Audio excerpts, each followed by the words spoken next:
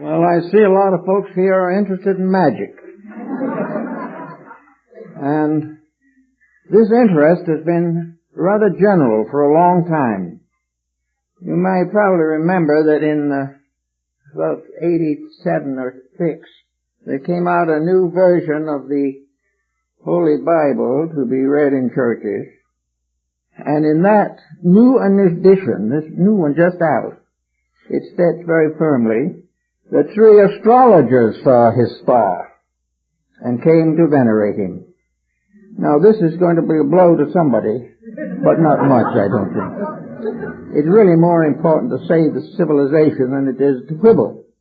Now, the astrologers were magi, and the magi of Persia were the source of practically all of the esoteric tradition that drifted into Europe. They were very wise in many things, and their wisdom went back a long way. And among their various achievements were not only astrology and divination, but also a series of very practical discoveries and explanations that will be of service to us today. 3 forms of magic were recognized. White magic, a sort of gray-colored magic, and black magic.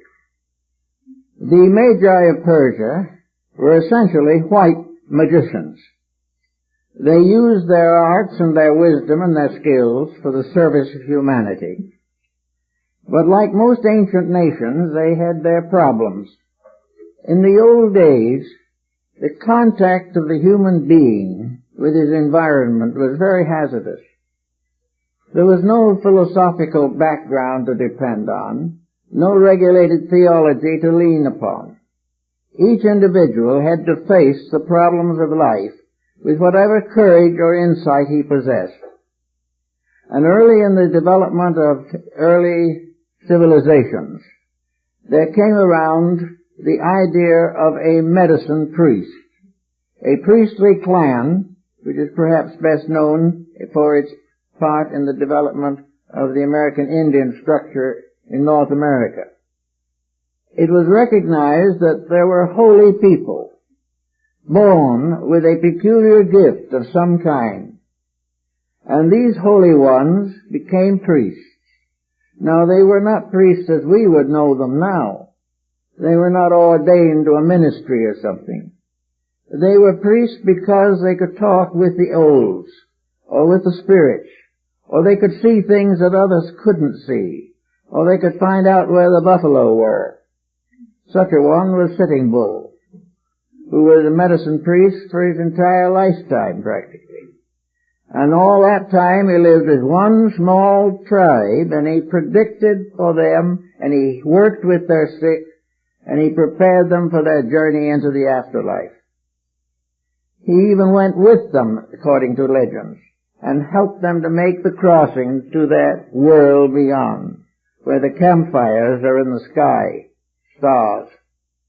The priests of that type were an absolutely essential part of civilization. They made it possible. The average person was frightened. He had no securities, no protections, and no insights. He had to depend upon something. And that something was early the medicine priest. Now, the medicine priest in turn had to depend upon something. He had to depend either upon the insights which he possessed within his own nature, or make use of symbols and figures and signs and various talismans to enforce his beliefs or teachings. Not very long ago, we noticed in one of our prominent journals a whole page devoted to the classification of available charms that you can buy right now. These charms will do almost everything. They will help you to face the future, or they will take care of housemaid's need. Whatever you may have, you can get a charm for it. An exposition was made in London, a survey was taken, and 40% of the London school children carried charms with them every day. Now, because we still have the uncertainties, and in these critical times, the uncertainties become more immediate. probably we were never as troubled as we are today, even in primitive times. In those days we didn't know enough to be troubled as we are now. But we are finding more and more that we are not able to handle the situation. We cannot cope with the skullduggery that is going on in society. And the average person, like the average primitive human being, must seek some solace, some consolation, and some source of inner strength. Out of that came the most interesting of all art, perhaps, fetish art. Art to convey to the individual a certain strength due to its own design. The Egyptians were masters of fetish art. So were the Gnostics. Most of the Oriental people are strongly developed in it. It is to carry something, have something, say something, know words or formulas by means of which you can meet unexpected emergencies. Now, the attainment of this type of security is, of course, open to considerable psychological speculation. It's very possible that the fact that we believe in the charm gives it an efficacy.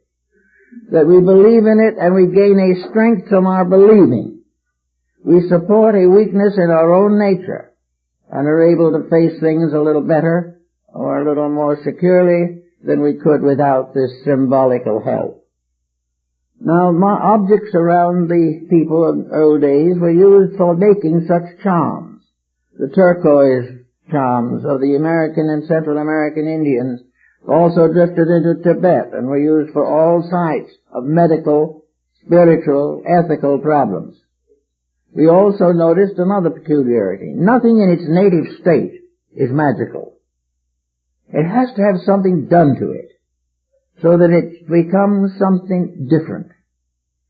And I saw a very good example of that on Navajo Reservation.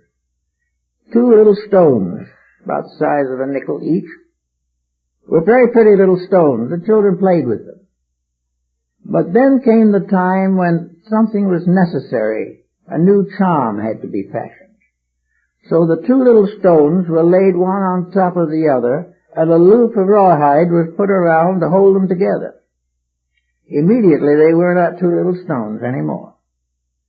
Now they had the power of the olds, the powers of the truths, the powers of the goods.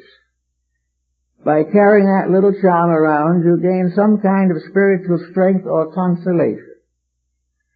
You were able to face the day with greater bravery. And if it happened that you were going into battle, you felt you had a greater chance of survival.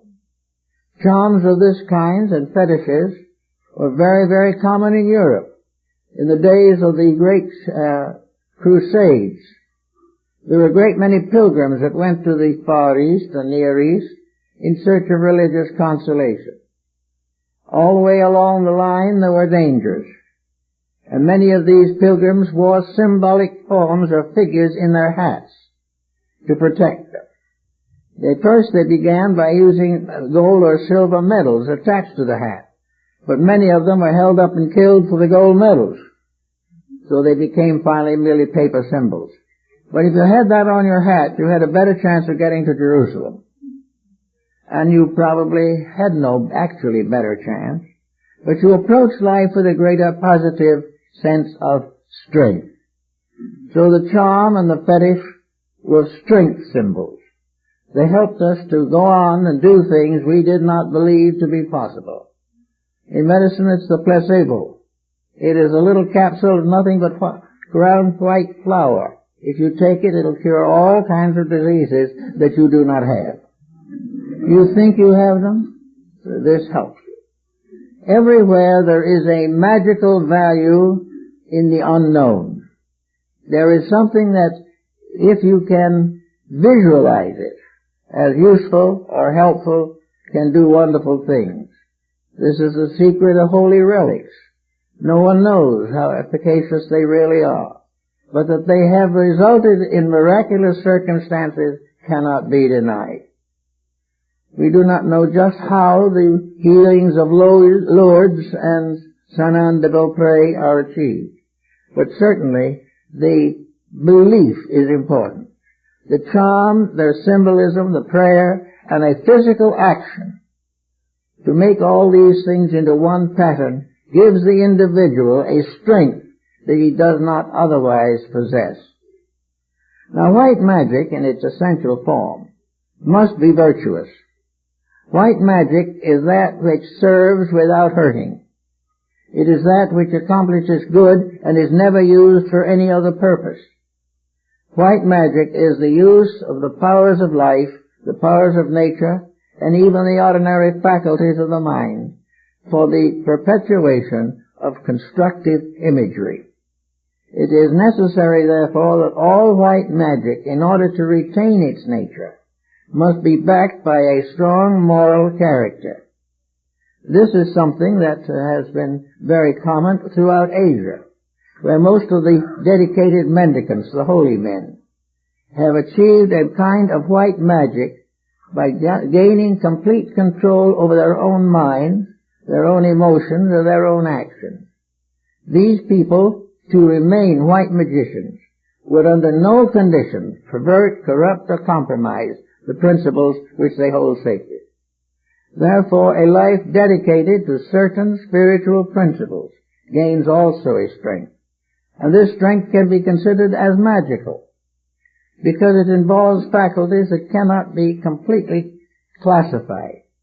No one can be sure what happens, but if something does happen, then in some mysterious way, an energy that resides in nature is made available to the human being. And it is generally known and widely respected that where dedication results in a greater interior enlightenment, the individual does perform heroic services for mankind. So white magic is the use of every power that we know for the service of good. It is the ability to learn but never abuse what is learned. And it is that the highest of all learning is that which is dedicated to unselfish purposes. White magic is not used to help oneself. It is assumed, however, that properly used for other purposes, it brings with it a security of the inner self. The individual who serves gradually gains the realization that a divine power in himself is making this service possible. And it is this divine power which then becomes the leader of his life. In this way, we have a great many very wonderful examples of dedication, and the fact that these dedications in their turn have contributed tremendously to the advancement and survivals of civilized orders and peoples. Now, in white magic, therefore, the individual must realize that the principal energy upon which he depends is not his own. The energy is within himself. It is a soul power. It is a divine energy within himself. And any use that he makes of this divine energy must be worthy of its source, the light of God and the light of truth. If this is perverted, and the individual becomes self-centered, and turns these energies for the advancement of his own purposes, he goes against the statement long made, others him he could help, but himself he could not save. Therefore, the individual who uses the divine power is forbidden by the law itself to use it for himself. But by using it for others, he reaps a virtue within himself. Always the motive becomes the basis of the difference between these various types of discipline. If the motive is personal, the achievement is much lower and much less permanent than where it is for the service of something greater than self. Now, in the life of the average person growing up today, there is an unfortunate lack of nearly any idealistic structure capable of dominating conduct. Small children are not taught that conduct is of great importance to them. They drift along under some circumstances reasonably well, other times not so well.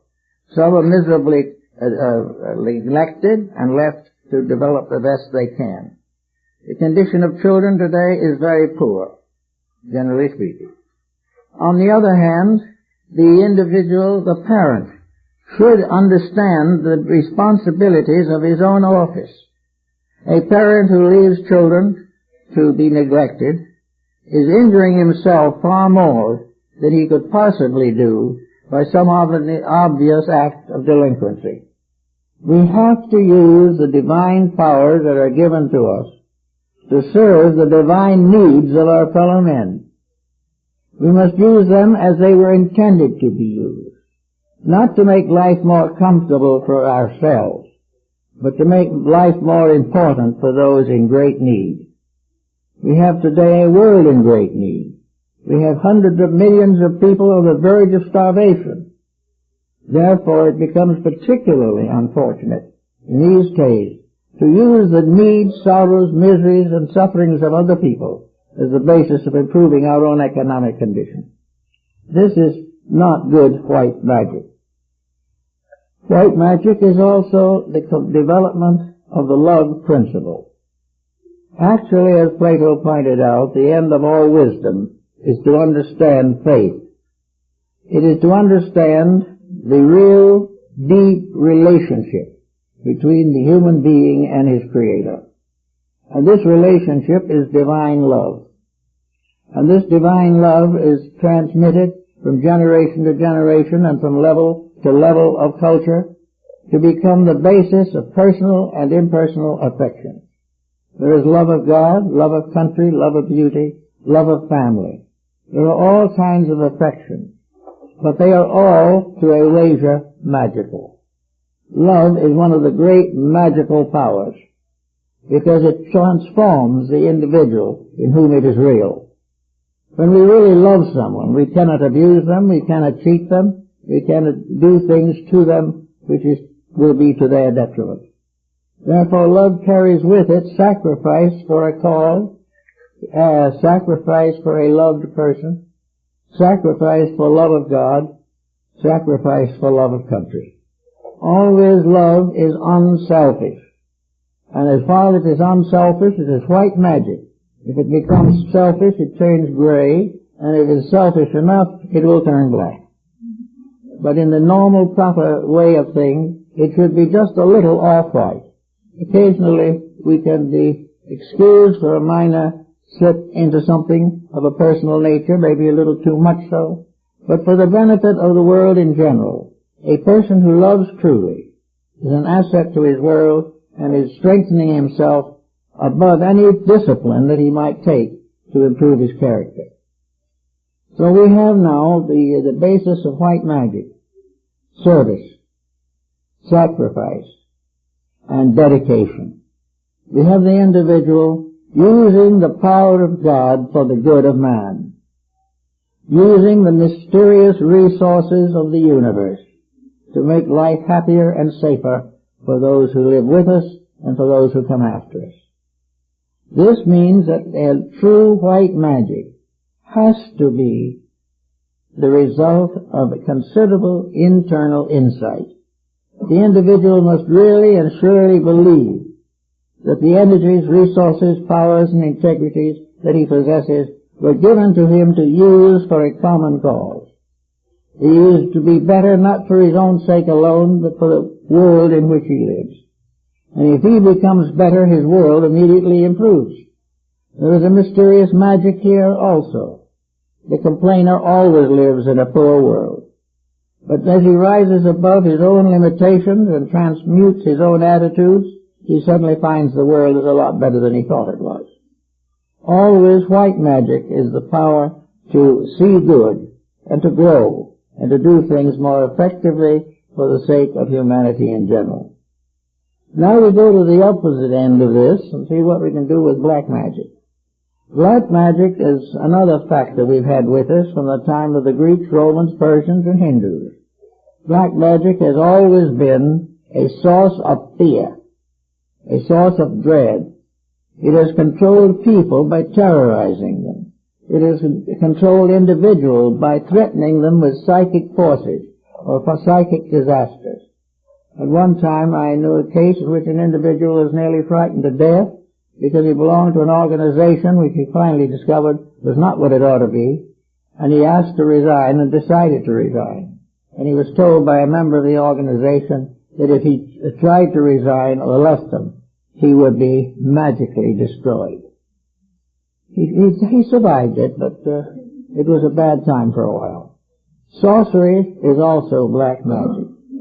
In old days, sorcery was often a black magician making a circle in the earth at the crossroads of two main highways, standing in the midst of his circle and invoking spirits with magic charms. Another favorite spot for this type of activity was the local graveyard. It was always assumed that the ghosts and the spirits were available. And most of the ghosts and spirits that appear in the old books are rather unpleasant-looking figures. Some of them are actually rather terrifying if you want to accept them literally. But it is also true that these spirits and these ghostly things were part of a way of controlling people. They were terrorizing many individuals, and even today among primitive people, or semi-primitive people, this terrorizing continues. It is the individual held from the freedom of his own life by fear, by anxiety, by the belief that someone has power to destroy him. Many years ago, in several countries, there was a form of mentalism developed in which individuals took lessons in how to influence other people's thinking. All you had to do was sit very quietly, meditate, say certain holy names, and turn the attention to this distant person whom you wish to influence, and force them to make the changes that you can cause them to make by the use of magic. That went along quite a while. The exponent did pretty well for themselves. And of course the teachers did very well for themselves, as they always do under those conditions. And then came the deluge.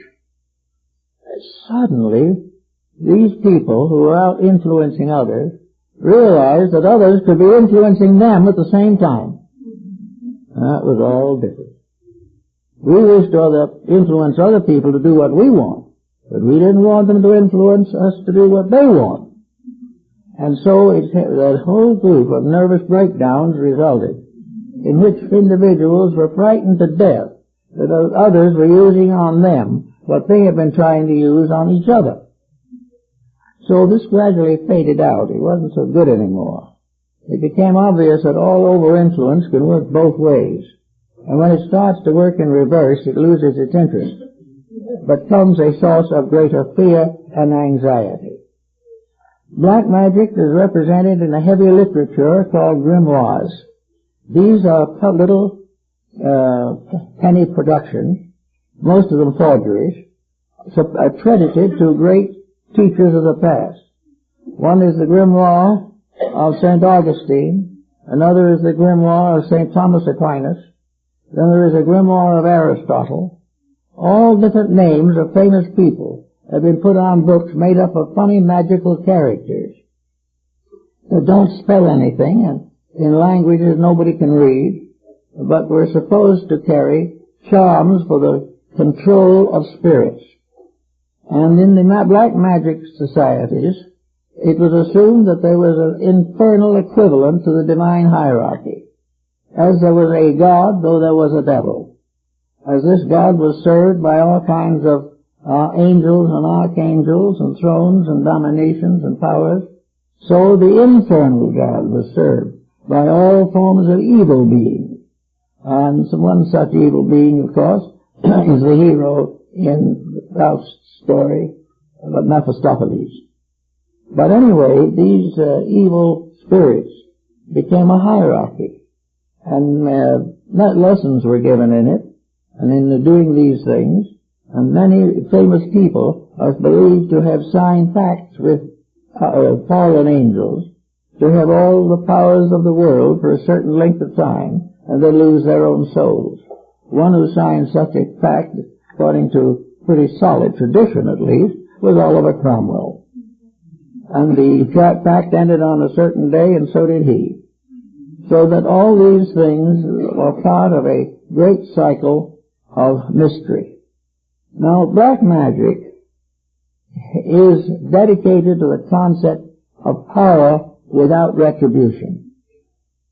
It is based upon the idea that it is possible for the human being to conceive and design and invent all kinds of mysterious things for unworthy purposes.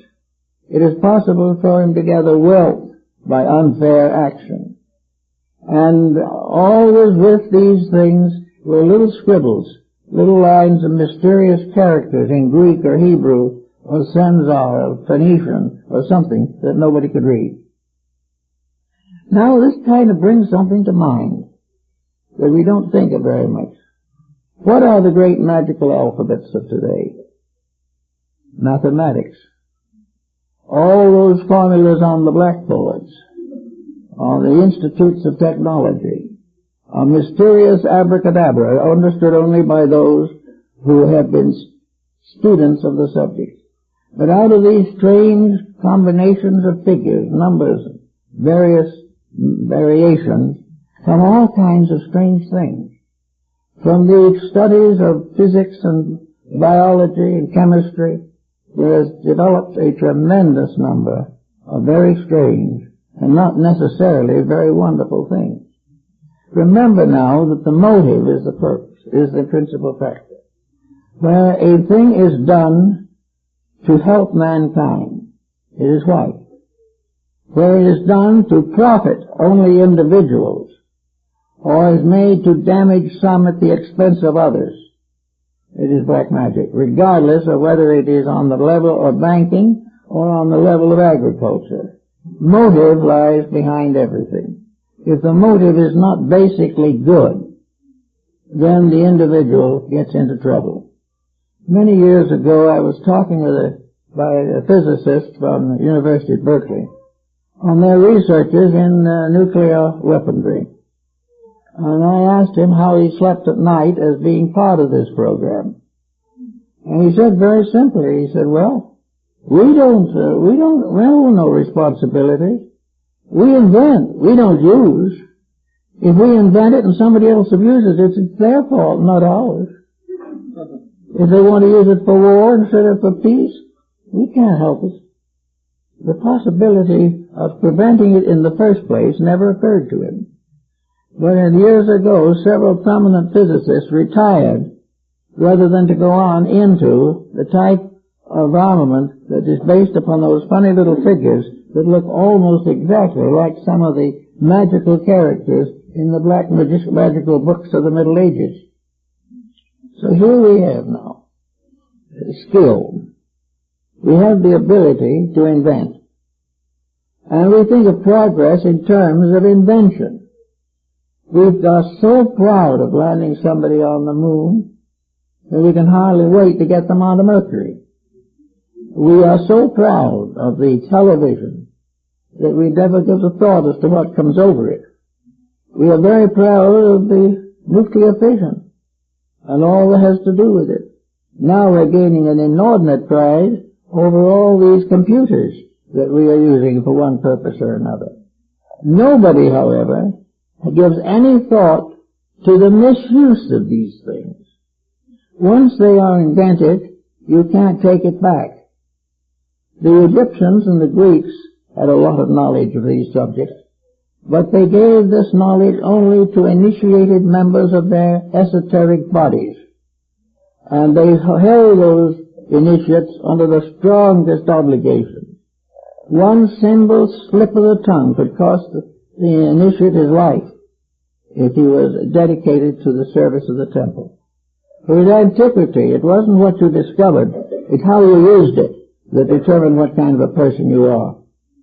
It wasn't the fact that you were famous because you discovered something. You were famous because you contributed to the common good. That it was a better world because you had lived in it. If that's true, you had a right to have a statue in one of the present public buildings. But not simply because you discovered a better weapon with which to kill somebody else. So black magic is the abuse of knowledge, the abuse of the energies of life, the perversion of the principles of science, medicine, law, or religion. Black magic is the use of those values which are divinely available to us for purposes contrary to the will of God and the need of humanity. And where this happens, there's going to be trouble. There's going to be trouble because you can't break rules without hurting yourself in the long run. So here we now have a world which is largely dominated by the abuse of privilege, energy, and opportunity. We have a world made up of people who do not care what the consequences are. The only thing they want to do is to make an unreasonable profit over what they discover. Narcotics addicts are perfectly willing to buy their necessary drugs by making new addicts. They don't care. But they're laboring in a universe which is not very kindly to those types of attitudes. Somewhere the disaster happens.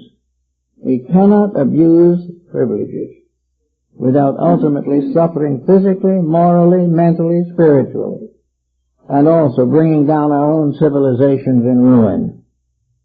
So the black magicians now probably are mostly in the fields of higher learning. We have an occasional black magician who tries to become smart, has a little circle and a few followers, but doesn't amount to too much. But these great black magicians, these great economic speculators, these tremendous perverters of knowledge, these are the things that worry us. Because we are given things without being given any wisdom to use them. What have we done with these things, and why do we talk about progress?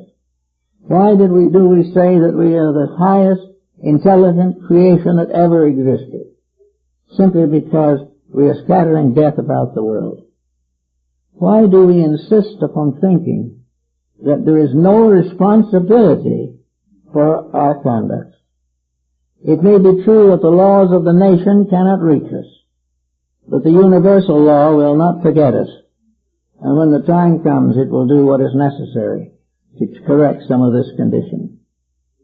Actually, therefore, I think our main problem is to transform certain black magic into white magic, if we can. White magic is usage. White magic is direction of usage. We are not dealing in white magic when we sell to anyone who wants to buy nuclear weapons. We are only actually serving the universe where we transmute these nuclear weapons into plowshares and start using, instead of abusing, the resources of life. This is true everywhere. We are abusing the resources which have been given to us, which would be adequate for us if our own selfishness didn't destroy us.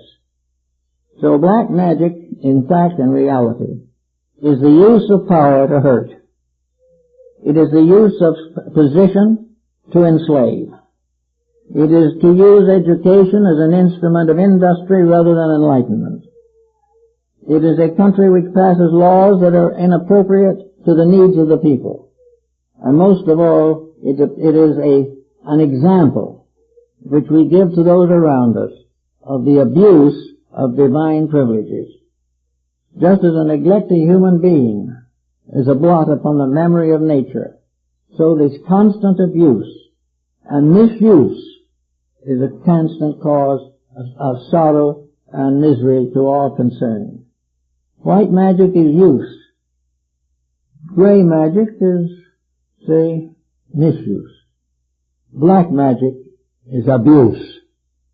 And these things will come back to roost. They always do. So we look around and we say, what are these wonderful, gracious gifts for which we are congratulating each other? Well, actually, we do not need to canonize the inventor of television at the moment. Their contribution to our enlightenment is mostly pathetic and apathetic. And being what we are, most people will not support anything better, because they have no background for it. And why have they no background? Education has been used only to create selfish people. Our whole civilization is geared to concepts of gray and black use of the gifts and powers and privileges that we have received from nature. We are misusing knowingly. We know when we are taking narcotics. We know when we're alcoholics. But we do not realize that there is something in us that is just getting into serious trouble. We think it'll all end at the grave. That we'll all go to sleep with the ages and no one will know whether we ever lived or not. This is really, to some, is a pessimistic view, but to a great number, it is an optimistic view. They definitely hope that their own careers will never catch up with them. But this is a false hope. In nature, everything has its payments. Everything must be solved correctly. So we say the old black magic was the time when they created various demons, where they burned cows at the stake because they were enchanted, and there they put people up in position and sentenced them to be burned at the stake or broken on a rack, simply because they were dodgy old people with bad memories. All of these things were looking after the smaller crimes. There was a great fuddle in Germany at one time when a cow went dry, and practically all the citizens of the community were blamed for it, and one or two actually lost their lives. All this to try to make it sound nice and ornery and even and correct. It all is part of a strange negative magic that has enveloped the human mind or has tainted it with all kinds of ulterior explanations. No one has seemingly wanted to accept the simple fact: we are in trouble because we deserve it. This is the last thing we want. And because we do not want to face into the causes of our own difficulties, we have developed a new kind of magic, which we might term, for general purposes, just plain gray magic. Gray magic is doing some small thing right in order to get away with something bigger that we don't want to have right. It is a partial conversion. Now, every evangelist in the olden days knew what these partial conversions were. The individual came down the sawdust track, in great humility, wailing with mishaps that were happening to him, accepting blame for everything he'd ever done, and praying for forgiveness. So he got an absolution from the missionary, and seemed to be fine. The next year he came down the path again with exactly the same problem. I used to know some retired missionaries over here in Pomona, and some of them had actually converted the same person 10 or 15 times. The conversion never stuck, because the person only got a repentance for a little while, but no basic change in nature. He didn't want to offend God, no. But he didn't think God would mind if he offended everybody else. And he was perfectly qualified to be slack in his labor, to overcharge for his products, to mismanage his home, neglect his children, and increase his bank account. This was all that counted, and that and a good religious life. But there was no good religious life under such circumstances. So the conversions didn't hold. Now there are people all over the world today who are studying various forms of mysticism, metaphysics, idealistic philosophy, Oriental doctrines, and American Indian medicine principles, all kinds of things. And the studies are good. It's not important whether anybody else agrees with us or not. The real problem is, do we really basically do the thing we believe to be right? But as the time goes on, we find that these people do have the same problems as the relapsed sinner has. That they keep right on studying these things. That's right. But using what they learn is a little grimy at times. They keep right on doing the selfish things because they must not allow a spiritual conversion to interfere with a financial career. That's just not possible. If you can make a sharp bargain, you can put a new stained glass window in some church and be regarded as virtuous. but inside of your soul, the truth is always there. The motives behind what we do make for black or white. If the motive is for show, that's wrong. If it's an apology for conduct which is not corrected afterwards, it's wrong. If it's to advance personal position, fame, get into public office, all wrong. That's why we have such poor public officials. It's because the official is judged by his academic standing or his political standing, but not by his moral insights. Unless a person is good, he'll never be a good leader. And a country or a world that depends upon bad people because they are a little smarter will be in trouble to the end. There are laws governing these matters, and these laws are immovable and immutable. So we have to begin to think in our own lives some of these things that constitute magic, the magic of hope, the magic of faith, the magic of love. These are all beautiful things. But if they are perverted, they immediately drop into black magic. The moment selfishness takes over a career, its virtues fade out. The moment the person puts his own advantage first, or tries to use something he knows and possesses to humiliate or humble some other person, all of this is used against him. So they might say, how is it used against him? After all, one of these days he's going to depart, and nobody knows where he came from, and nobody knows where he goes. And for most people, nobody cares. But the individual must prove to himself that he does not survive, or all this thinking is not much good. If there is life after death, and the general consensus of opinion is that it is probable, there are only two ways in which we think of it, either as punishment or as reward. In black magic, the punishment is clearly shown. Every black magician must end by being dumped into the hell of his own devising. Every black magic formula, when its virtues are exhausted or its powers are limited, becomes the beginning of eternal damnation. The black magician doesn't labor from any false understanding. He knows that he's going to be like Faust in the story. He's going to have 20 or 25 years of the good life, and then he's going to be turned over to eternal punishment. Now this is an interesting thought. Nobody probably care much about that today. But what about narcotics? The individual who is in drugs is going to have highs and big moments for a few years, and then he's going to become a complete wreck. And no one knows what's going to happen to him after he leaves here. He is doing everything for this one great high. Well, that is very common in black magic.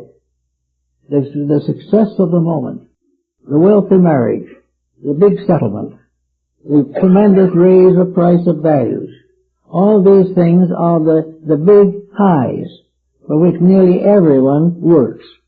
Nobody seems to pay any attention to the deep lows. When it comes to the low, the individual is assumed to gradually disappear, and we don't hear of him anymore about him. But the old process goes on just the same. I think that the philosophies of old were much better to help people to live than the one life doctrine that we have been nourishing so arduously recently, if we nourished anything. Of course, even materialism is not generally popular. Everything is questioned. And the most common question is, where do we go from here? A lot of people hope that we don't go anywhere. But it's so possible that they could be wrong. And if they are wrong, they've made the biggest mistake of all. And this is the mistake for which very few people are prepared. Therefore, the virtuous life, not a virtue in the sense just a plain lip goodness, but a deeply integrated, dedicated life, won't do any harm if there is no immortality, and will do a great deal of good if there is immortality. Socrates pointed this out very clearly. He would either go into silence forever, or he would find the answers to the questions that had never been answerable in the material world. So, a lot depends on what we think about that. I would say, generally speaking, that the average person is not really in very good condition to pass on with his present attitudes. Something has to be done about them. Now, the point of value is that whatever he does that improves him now. He doesn't have to wait till he's dead to get his reward. Integrities enrich character here and now, and the absence of them is a cause of constant consternation and dismay. Therefore, white magic is something we should all definitely try to contemplate and cultivate. White magic is the individual using the divine powers bestowed upon him by an infinite life for the glory of that life, for the good of all creatures, and for the fulfillment of the daily purpose of human existence. We are here to do things that are worth doing, and whether we're remembered for them is not important. The thing that is important is the growth we make within ourselves. White magic is the basis of growth, and black magic is the basis of decay. That which neglects to grow falls behind. That which does not become better must inevitably become worse. So we have a span of years like the mystery temples and schools of antiquity. We are all being initiated into a universal wisdom. It is around the corner. We have carefully avoided it. Why? Because it interfered with human purpose. Our whole idea of greatness was in terms of architecture and statuary. We wanted to have a statue in the Forum, and someone said to one of the Roman emperors, why is your statue not in the Forum? He said, well, I think I would rather that people ask why my statue is not in the Forum than ask why it is. And that's a good answer to a good question. But we are all interested in things that are not permanent. We all hope to get the house paid for before we go. We all hope to leave something to the children. We all do all kinds of things, but we do not really plan a life. We do not make a way of growth. We do not make sure that children are worthy of what we leave them. We are not sure that they will do better with what we have than we have done, which may not be very good. Everything is neglected in principle. And where success is achieved at the expense of principle, it's black magic. And black magic is punishable, not by the courts of law, but by the divine tribunal, or rather by the actual energies themselves that are locked within the living creature. We are all of us given a certain allotment. We have a life allotment of energy to do what we can for all we can while we're here. The idea of wasting this allotment in Las Vegas or something of this kind is very unrealistic. How can we really look around us today and say that we are better than our ancestors? We have in the last 50 years caused more trouble for ourselves and each other than occurred in the previous 2,000 years, because we have greater privileges. We have greater skills. We have greater knowledge. And always the greater evil comes from the abuse of the greater good. So we are now in a very shaky spot. Already we begin to see the ghosts of compensation and retribution arising. We have neglected the realities, and wherever this is happening, we have fallen into black magic. We are also always aware of these false leaders that have led us to punishment and led us to death and war. But in our own little personal lives, we are leading ourselves in the same direction. We haven't the courage to stand up for principles. And if we do not stand up for right principles, we will fall under the penalties of the abuse of principles. Now, this is not punishment in the ordinary sense of the word. It is not something waiting to hurt us. It is not something that says an eye for an eye or a tooth to a tooth. It is not that at all. Compensation in this case is the inevitable reaction of action. It is the law of energy and motion. It is part of the principle of existence, that as we use, so shall we benefit or lose ground as a result of wrong conduct. We are here with an allotment. If we waste our substances or corrupt them, it is not a God that punishes us. It is the disintegration of our own character that punishes us. It is the fact that we become victims of habits and circumstances that are wrong. The rise of crime in the last 50 years is not necessarily due merely to the fact that the law courts are negligible. The rise of crime is due to the fact that more people are abusing more principles for personal greed. This is the problem. And where are the educators? Why are we so proud of the individual who can speak Mongolian, but have no time to waste on an individual who can make a constructive contribution to society? Why are we so proud of ignorance? Most of our problems today are the consequences of black magic taking over the school system. The school system is now used simply to prepare more people to make the same mistakes we are making. We are supposed to prepare individuals to perpetuate our own greed and our own thoughtlessness and our own perversity. We are creating more dummies.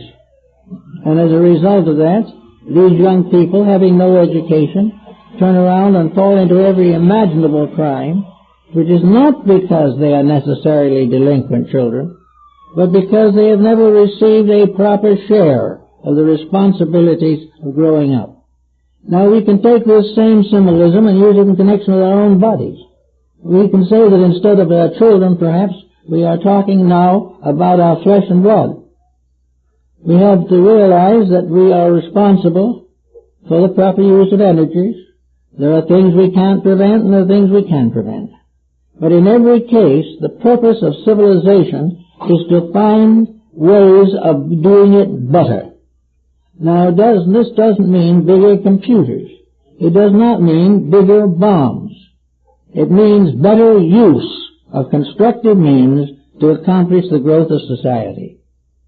We are now up to 6 billion. Pretty soon we'll be up to 8 billion. And of that 8 billion, 90% will come in and go without the slightest understanding of what life is about. They will not understand what it means to be better. They will not understand that there is anything more important than cash. There is no way of helping these people unless the civilization itself creates what the Oriental calls good karma. As you sow, so shall you reap.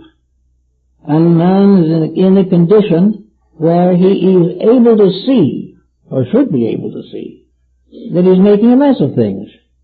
If he can't see that, he really suffers from a serious astigmatism. He knows what he is doing isn't right, but it interferes with things if he tries to change them. Most of all, it hurts him where he suffers the most, in his pocketbook. It takes away from him certain glamour. He isn't regarded with the same favor by his friends. He isn't serving as many cocktails as he used to. All these things are social adjustments which he's afraid to make. He's afraid he'll lose his job. You've got to get to the basis of the situation, and for the average person of today, the basic change must come in the only place where it can come, and that is in the home. The only chance that parents have to really lay a foundation for the lives of their children is in the first 6 or 8 years of that child's life. If it is neglected up to that point, we have another delinquent on his way to glory. Now, this is a problem you can't legislate. You can't force it. But the problem, as the early educator, Comenius, put it well, that the most important school in the world is at the mother's knee. As the child receives enlightenment and correction in the first years of life, so it will be. Now we're going a little further into this matter.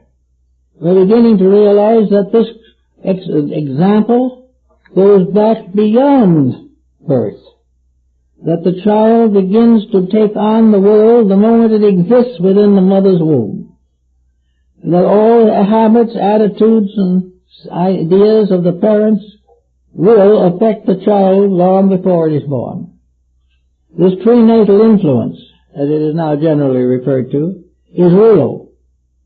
And if this prenatal influence could be changed, probably 75% of juvenile delinquency could be cured. But in order to change, the individual has to live a better life before the child is born. Has to have a better consciousness of values when it establishes a family. And all these things interfere with fun. Actually also this type of fun interferes with survival. So we have a lot of things to think about in the use of these mysterious psychic forces, energies, these powers which we use in the directing of magic. Magic is nothing but an actually normal process in nature. Everything is magical. The growth of a flower is magical. The singing of a beautiful song is. The creation of a great work of art. All of these things are part of a divine magic. We see that magic in the perfect formation of the wings of a butterfly. We see this in the scene by the riverside. We see it in the moving streams and in the clouds. Everything we look at, there's something beautiful, something wonderful, something significant, and even the adversities of nature are still magnificent. Even though we cannot appreciate all of them, for the most part, we live in a world that is kind to us. Having this type of world, why can't we perpetuate it? Why cannot we continue to build a civilization that is worthy of the material that has been given to us to work with? Why do we have to struggle year after year to get peace between countries, or to get peace between gods? Why do we have to fight so hard to use energies which were intended and created for the purpose of contributing to beauty and well-being? Gradually, for some unknown reason hard to diagnose, we've become supremely selfish. And every selfish person falls into black magic in one way or another. Can't avoid it. Because selfishness puts our personal desires in front of all other considerations in life. And the more we do that, the more trouble we'll be in. So we can say, what is gray magic now for just a few minutes? Well, gray magic is a kind of middle distance in which an individual can have a smug sense of righteousness while they're doing wrong. That they are just so perfect they can hardly stand it, but nobody can live with them. Gray magic is the realization of duty, but duty done so painfully that no one wants it done. It is actually the problem of covering a great deal of deficiency by a kind of light glamour of I did my best. I tried hard. And everyone else suffered more than I did while I was trying. So we have people who are just trying to be good and making a miserable job of it. And it also seldom if ever really cleans up a disposition. The individual trying so desperately to be good may be the worst critic in society. They're always finding something wrong with others and giving thanks they are not like others. And the others wish they were anything but what they are. So gray magic is covering a deficiency without admitting it, or by passing over it lightly. The individual says, well, I can't be all bad, I pay all my bills, and I don't go in debt, or my wife and I go to church every Sunday. All these things sound as though the individual was doing pretty well, but he doesn't mention on the side that he is foreclosing a mortgage somewhere. That's just plain business, you don't count that. So that the gray magic is a person who may in some things actually behave pretty well, but is covering up something that he doesn't want to change. He doesn't want to be unselfish. He'll be a little bit unselfish. He'll buy a couple of tickets to the fireman's ball or something. but he doesn't really want to go all out for a better world. He wants to go all out for what he wants. And these people become more or less pacemakers. They're the ones that so-called respectable citizens copy and try to do likewise. So I say that gray magic is the covering of large faults with small virtues. It is the individual who hasn't quietly thought through his own personal attitudes towards life. He hasn't become truly honest. He's just honest enough so he won't get caught. The integrities of things are not what counts. It's to be borderline, to get as close to trouble as possible and stay out of it. This type of thing, again, is energy. And the whole thing breaks down to one thing. We have one life. We have one life power. We have one tremendous energy. We have this divinely given spark of divinity within ourselves. We are therefore stewards in the garden. We are servants in the house of the Lord. We have this tremendous gift, the gift of divinity. We are divine. We are just as surely divine as the greatest star of the most distant and remote galaxy. Everything is life, one great life. And that great life is here as available to us and to use with many promises of world peace, better nations, better health, less poverty, less crime, all these things that would come from doing it right. And white magic is nothing but the acceptance of the responsibility of God-given life. And that this responsibility is something we must face and we must fulfill. And sometime we will be weighed in the balance like the Egyptian in the papyrus. We shall be weighed in the balance, and we must be considered and judged to be just, to be right. And we must try in our own lives to manifest these things, because every misuse is an inescapable defect. We'll never get away with it. It may disappear in a mass of circumstances, and we may never see it again, but it's there.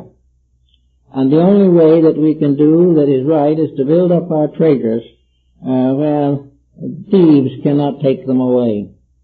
We'll end thievery when we are rich in values that nobody can earn except ourselves, and no one can take away from us but our own compromises. So we go back and we see the old-timers. We see the magicians of old. We see the old witch doctors mumbling with their bones. We see the courtly courts of Europe, each with a magician, to attempt to achieve what the lord of the house wants. We see everywhere a belief, and we are told now that we must be more careful and not have so many superstitions. These superstitions are not good for us. We shouldn't believe in fantastic things, like astrology. Astrology is making headlines right at the moment. And you might remember, Theodore Roosevelt always had his horoscope on the wall over his desk. All kinds of things like that. And we get worried about this. But we're not worrying as to where the heavy water goes. Or we're not worrying properly about what is being done to end various religious confusions. God made one energy, and it's whether a Christian, a Muslim, a Buddhist, a Jew, or a Chinese is embodied in the physical form, but that same one spark of divinity is in every living thing. And regardless of any other thought, that spark of divinity is the basis of a comradeship that can never be broken. It is the basis of an infinite understanding that must come. Maybe not right now, but it's got to come. Because there is only one life. There isn't one life for one sect and another life for another sect, nor is there a God for one sect and another sect. There are 72 names of God, but only one God. Everywhere, we must find these values that are deep enough to rescue us from the small petty injustices that we constantly reckon upon each other. We've got to find out the facts of life. And where we will pick up a dish of food to eat, this is magic. The digestive system is a mystery we can't solve very easily. We get explanations, but there's still a lot of it we don't understand. We don't understand the life in food. We know it's there. We don't understand why the alchemists, searching for the mystery of the transmutation of metals and elements, finally came to the opinion that Paracelsus held, that the digestive system of the human body is the perfect example of the transmutation of metals. All these things we have. We have all the evidence necessary to solve most of our problems. We won't understand everything, but we would be able to make such improvements as would put a world into existence that we have never thought even possible. But we just drift along, toying with the small circumstances of life, wasting time. We're not educating ourselves, we're not doing anything that we really should be doing. That is, in the majority. A few understand and are working very hard, and it's nice to know that they're increasing in number every day. But they're not a majority as yet. But we are looking forward to a new century in which other things will happen. But in order that they must happen, more people must now and here take on the responsibilities of intelligent living. To make things worthwhile is finally to gain the supreme happiness. A peaceful world in which everyone is doing the thing that he believes, everyone living well with all others, all feuds and jealousies gone, it would bring paradise to earth, and it can be done. But it will only be done when we use the divinity in ourselves to release the God in us into manifestation in the world around us. It is the God in us that must take over the management of our personal lives. And when it does so, it will share this management constructively and properly with the management of all other lives. There is no division of truth, and there is no union of error. The truth can be found always to build and increase and add. Error is forever dividing, separating, and tearing down. We can never bring error together, but we can bring one truth into manifestation. And when we do that, we will have a far better world and a better chance for the peace that we seek for. So each person in some small way, it doesn't have to be anything very startling, but each person in some way should try to realize that he is a kind of garden, and that in his heart has been sowed an immortal seed, the seed of his own glory, the seed of God in him. And it's time for him to keep his garden weeded and take care of that seed, and make sure that the seed of truth in his own heart has a chance to grow out and manifest and bear fruit before it is completely choked out by the false values with which we are surrounding ourselves at this time. Magic is always here. Things will always be mysterious, and they can always also be wonderful. It is almost entirely up to ourselves how these things shall go. So I think that we do have something to realize in, shall we say, the use of magic. Magic of healing is going to gradually take the place of all the remedies and dopes with which we are afflicted now. The magic of legation will find honesty and will find who is right. The magic of leadership will give us proper government. The magic of love, enduring homes. The right use of that with which we have been divinely endowed is white magic. It is to do that which was intended and to be rewarded as good and faithful servants instead of allowing ourselves to be kicked around because we reject the very values which would give us permanence. I think we have all this to think about as we come to the end of the century. We have all this to think about as we pass through the years of our own lives. The great magic is the magic of transmutation and transformation. And the Rosicrucian mystics held this to be divinely true, and so did Jacob Boehme, the great German theosophist. It is that the redeeming power, the transmuting power of love will make all things well, and the poison of hate will gradually cease to dominate in human concerns. But we must change. We cannot have hate and love at the same time. In the Persian mysteries, the two great deities, Ormuzd and Ahriman, were the good and evil principle, the god and anti-god. Actually, in the mythology, they were brothers, born of the same parents, one to save and the other to destroy. And this peculiar symbolism goes down through most of Persian philosophy. But in the end of it all, the brother who was evil, Ahriman, comes back to his brother, almost, and bows before him, and kneels before him, and says, I now have had my fill of this. I know you were right. Therefore, I surrender my separate power and return it to you where it belongs. And it's the same thing we have. There is a seed within us of self and not self. There is something that has to do with the better part of ourselves. Then there is something that has to do with our appetites and our desires. Ahriman is the better self. Ahriman is the false self. And after many incarnations and embodiments in which evil tries desperately to destroy good, where the city of Babylon seems to rise triumphantly over the city of God as described by St. Augustine, in the end, all that is wrong comes and bows before all that is right and says there is but one God, and that God is love. And we might as well begin pretty soon to find these things out. We consider ourselves to be educated people. We believe we know a lot, but we do not know enough yet to be truly kind in the big emergencies of life. And we do not know how to keep faith in the little things in which we could, if we only thought a little, improve our lives, strengthen our homes, and reduce many of the difficulties from which we suffer.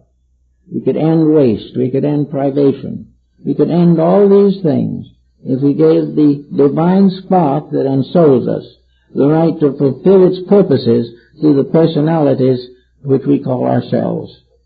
So with that type of thought in mind, I think maybe we can all be a little bit better magicians in transforming the negatives of life into something beautiful. A wave of the wand and the flower can bloom. And it is up to us to make sure that in our lives and hearts we are faithful servants of the Spirit in us, that internal seed which wants to grow. And until it has a chance to grow, we will never have any peace in our own lives, and nor will we have any peace in the outside world. That which was created in us flows through us into all others, and the Word that was made flesh becomes the Word that is made soul, and as soul it becomes a universal healer, the medicine, the hope of nations. Well, I guess that's it, folks. Now, I'd like to take this opportunity to mention that at 7:30 tonight, my wife is having a meeting of the Veritas Foundation in the lecture hall here, is going to discuss many of the terms, thoughts, and ideas that are becoming more prevalent and more useful every day in building a better practical world in which to live and fulfilling the destiny for which we were intended. I thank you very much for being with us.